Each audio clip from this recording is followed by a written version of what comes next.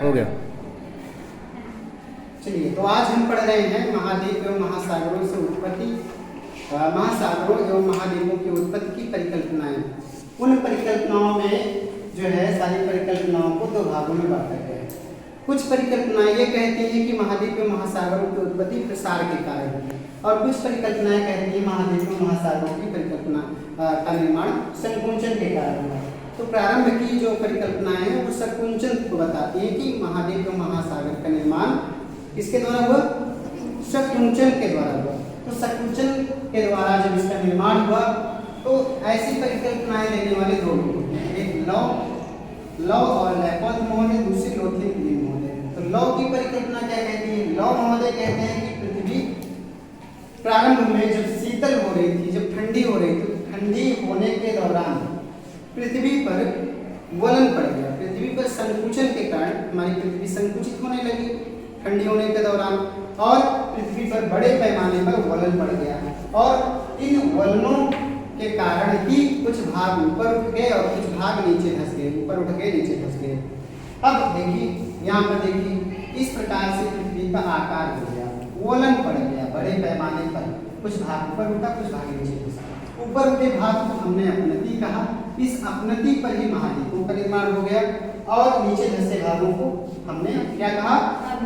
अभिनति कहा। अभिनति से महासागरों का निर्माण हो गया। इतनी सी बात है लैपॉज और लव की परिकल्पना में। लैपॉज और लव ने वलन के माध्यम से बताया। उसके पश्चात लोथिन ग्रीन की परिकल्पना। लोथिन ग्रीन महोदय ने कहा, इन्होंने संकुंचन के माध्यम से महाद्वीप में महासागरों के निर्माण को बताया। इन्होंने कहा कि जब संकुचन हो रहा था, पृथ्वी ठंडी हो रही थी, उस संकुचन के कारण जब संकुचन हो रहा था उसके दौरान पृथ्वी की सतह पर चारों तरफ से समान रूप से बल लगते हैं। इन्होंने कहा जब किसी गोले पर समान रूप से चारों तरफ से बल लगाया जाएगा तो वो गोला एक चतुष्फलक के आकार में बदल जाएगा। चतुष्फलक के आकार में बदल जाएगा, और चतुष्फलक वह आकृति होती है जिसमें चतुष्फलक नामक आकृति में चार समान आकार के त्रिभुज उस चतुष्फलक आकृति से बनाया जा सकते हैं। यानी कि चतुष्फलक आकृति को बनाने के लिए अगर समान चार त्रिभुजों को समान आकृति में जोड़ दिया जाए तो एक चतुष्फलक का निर्माण हो जाएगा। ठीक है, तो इस चतुष्फलक में आप देखेंगे चार समान आकार के त्रिभुजों को आप देख सकते हैं। इसमें पहला त्रिभुज ये है, दूसरा त्रिभुज ये है, तीसरा त्रिभुज ये है, चौथा त्रिभुज ये। तो चतुष्फलक वह आकृति है जिसमें चार समान आकार के त्रिभुज होते हैं। अब इन त्रिभुजों के सिरे पर, नुकीले भाग पर, यानी इसके शीर्ष पर महाद्वीपों का निर्माण हो गया, इसके सिरे पर महाद्वीप का निर्माण हो गया। ठीक है, और इसके आधार पर महासागरों का निर्माण हो गया, महासागरों का निर्माण हो गया, महासागरों का निर्माण हो गया।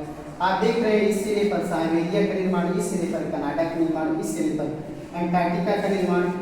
इसके मध्य में जो आधार है यहाँ पर आर्कटिक महासागर का, बीच में जो सीधा यूरोप का निर्माण या हिंद महासागर का निर्माण, अटलांटिक महासागर का निर्माण। तो ये हमारी रही संकुचन के कारण जो परिकल्पनाएं हैं। अब अगली क्लास में हम प्रसार या प्रवाह के कारण जो परिकल्पनाएं हैं, जिसमें आप टेलर और वेगनर महोदय को पढ़ेंगे।